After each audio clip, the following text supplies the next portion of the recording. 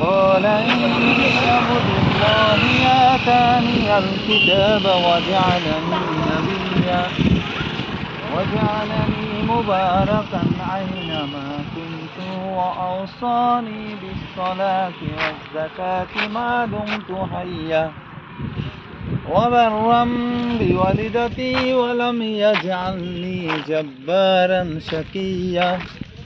والسلام علي يوم ولدت ويوم أموت ويوم أبعث حيا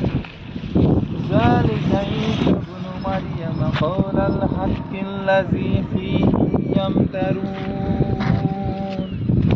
ما كان لله أن يتخذ من ولد سبحانه